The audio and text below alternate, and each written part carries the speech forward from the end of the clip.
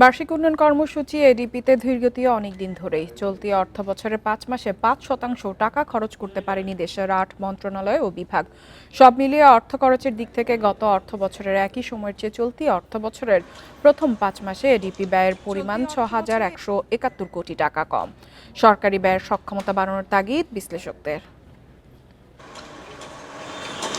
চলতি অর্থবছরে এডিপি বাস্তবায়নে গতি ফেরেনি। অর্থবছরের প্রথম ৫ মাসে খরচ হয়েছে বরাদ্দের মাত্র ১৫% অর্থ। এই হার গত অর্থবছরের একই সময়ের চেয়ে কম। গত অর্থবছরের প্রথম ৫ মাসে বরাদ্দকৃত অর্থ খরচের পরিমাণ ও বাস্তবায়নের হার দুটোই এবারের চেয়ে বেশি ছিল।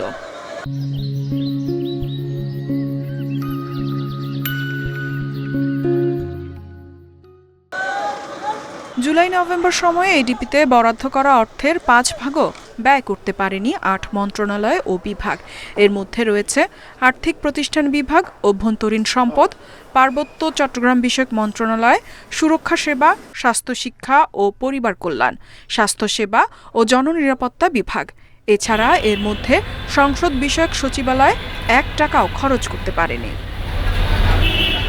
একইভাবে স্বাস্থ্যসেবা বিভাগের ১৫টি প্রকল্পের মধ্যে ৭,৪৮৪ কোটি টাকা বরাদ্দ আছে। ৫ মাসে খরচ হয়েছে মাত্র ২৯৩ কোটি টাকা।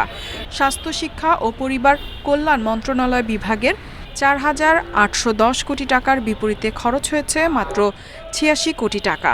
এছাড়া আর্থিক প্রতিষ্ঠান বিভাগ বরাদ্দের ২.৩১%, অভ্যন্তরীণ সম্পদ বিভাগ ২.১২%, পার্বত্য চট্টগ্রাম বিষয়ক মন্ত্রণালয় ৩.৩০%, সুরক্ষা সেবা বিভাগ ২.৪৩%, জননিরাপত্তা বিভাগ ১.25% খরচ করেছে।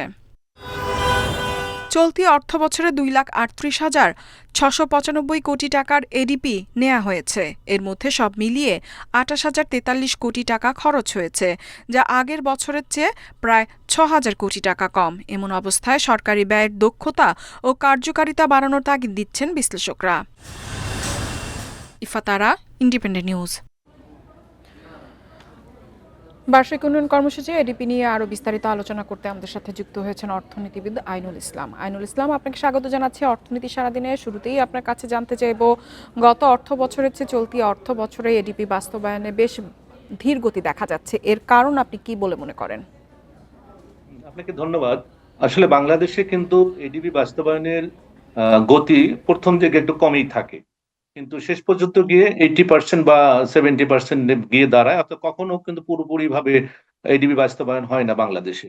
আর বর্তমান যে অবস্থাটা, গত সময়ের যেরকম আমরা যে বিষয়গুলো খুঁজে পেয়েছি, এবারও কিন্তু সেই বিষয়গুলো সামনে এসছে। পাশাপাশি যুক্ত হয়েছে বাংলাদেশের যে বর্তমান রাজনৈতিক পরিস্থিতি। আমি মনে করি যে ফেব্রুয়ারি পর্যন্ত গতি কিন্তু এরকমই থাকবে বলে আমার মনে হয়। পাশাপাশি আমাদের বড় বড় প্রজেক্টে কিন্তু রিভাইজড এডিবিতে কমানো হয়েছে। সুতরাং এটি একটি বিষয়। তাছাড়া বিশেষ করে প্রথম দিকে এটা বরাদ্দ পাওয়া বা প্রশাসনিক যে বিষয়গুলো আছে সেগুলোতে সময় নেয়, সময় ক্ষেপণ হয়। এসব কারণে কিন্তু বাংলাদেশের এই এডিবি বাস্তবায়নের সময় ধীর গতি থাকে প্রথম দিকে। তো এবার একটু বেশি, গত ১ দশকের মধ্যে সবচেয়ে কম এই ৫ মাসে কিন্তু আমরা ১১.২৫ বাস্তবায়ন হয়েছে এখন পর্যন্ত। সামনে আরো ৭ মাস আছে, এখন বাকিটা হয়তো এইতে কতটুকু হবে সেটা একটা বিষয়। পাশাপাশি যে রাজনৈতিক অবস্থা, অস্থিরতা, এটাও কিন্তু আমাদের বিনিয়োগের ক্ষেত্রে যেহেতু স্লোত গতি, সে কারণে আমার মনে হয় যে আমাদের প্রবৃদ্ধিও কমবে বলে আমার মনে হচ্ছে।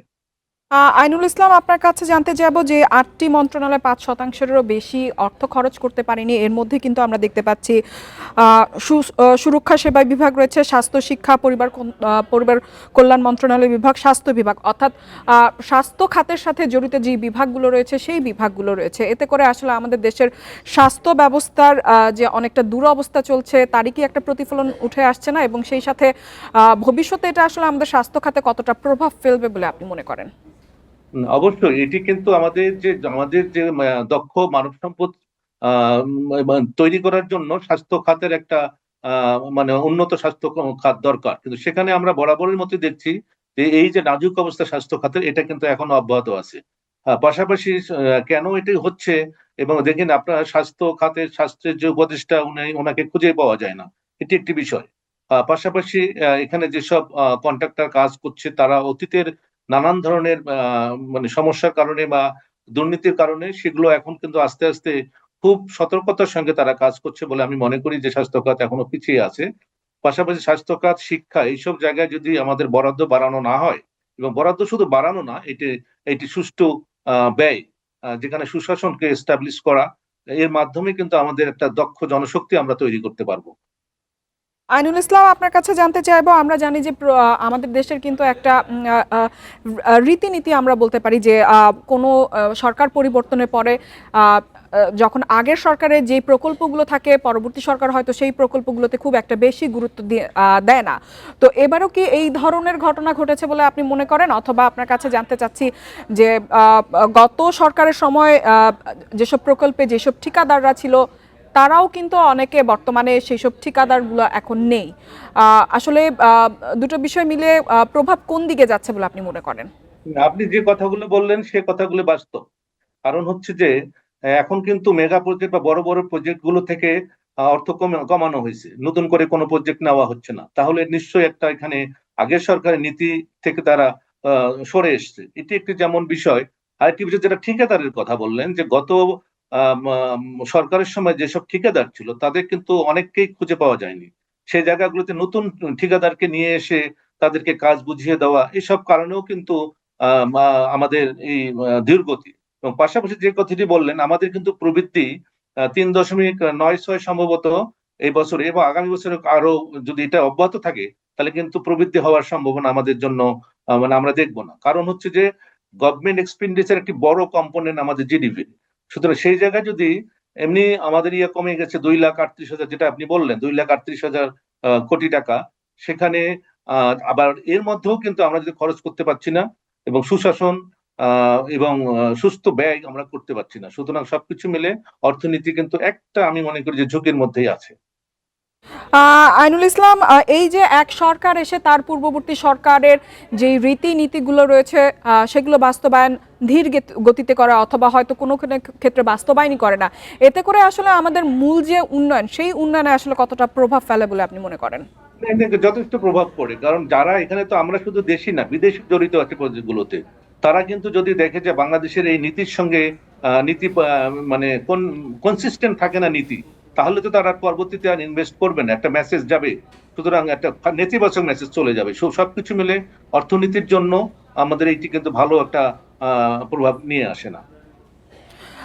আমরা দেখতে পাচ্ছি যে এইবার যে সংসদ বিষয়ক যে মন্ত্রণালয় রয়েছে সেখানে এখন পর্যন্ত একটি টাকাও খরচ করা সম্ভব হয়নি। সামনে নির্বাচন আছে, সেই নির্বাচনকে ঘিরেও কিন্তু খরচের একটা বড় অঙ্ক থাকার কথা ছিল। তারপরেও খরচ না করার কারণটা আসলে আপনি কি মনে করেন?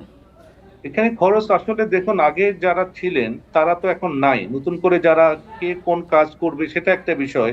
সবকিছু মিলে যে এখানে সতর্কতা বেশি অবলম্বন করছে। আর সামনে যেহেতু সংসদের তেমন কাজ নাই, কিন্তু এখন কাজ হচ্ছে না, সে কারণেও কিন্তু এটা মানে ব্যয় হচ্ছে না, সেটা একটা অন্যতম কারণ। হয়তো বা নির্বাচনের পরে আমরা এটাকে দেখবো, যে নির্বাচন যদি ফেব্রুয়ারিতে হয়, আরো তো 5 মাস সামনে সময় আছে এই এডিবি বাস্তবায়নের ক্ষেত্রে, সেখানে হয়তো বা কিছুটা আমরা পরিবর্তন লক্ষ্য করব। আইনুল ইসলাম, আমাদের সাথে যোগ দেওয়ার জন্য আপনাকে অসংখ্য ধন্যবাদ।